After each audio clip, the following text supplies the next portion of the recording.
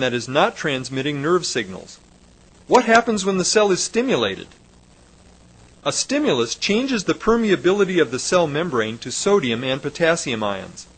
This alters the distribution of charge in the cell body, and if the change is great enough, it triggers a signal, called an action potential, that moves down the axon. How does the action potential move along the axon?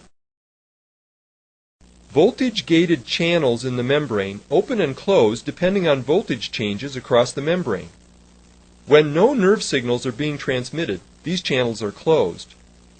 A stimulus causes voltage-gated sodium channels to open, and sodium ions rush into the cell. The cell becomes positive on the inside and negative on the outside.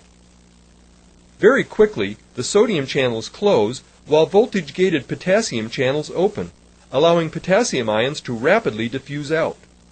The cell returns to being positive on the outside and negative on the inside, and the potassium channels close.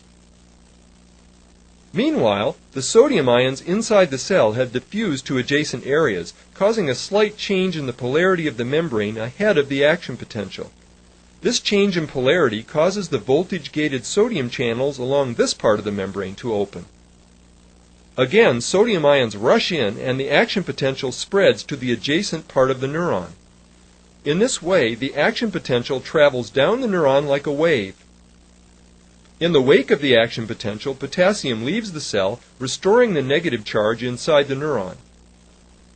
Meanwhile, the sodium-potassium pump has been shuttling sodium ions out and potassium ions in, re-establishing the resting potential distribution of sodium and potassium ions.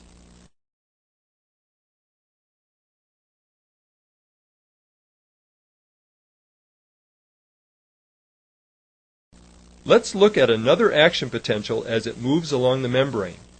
This time we will measure the voltage changes that occur in one spot along the membrane.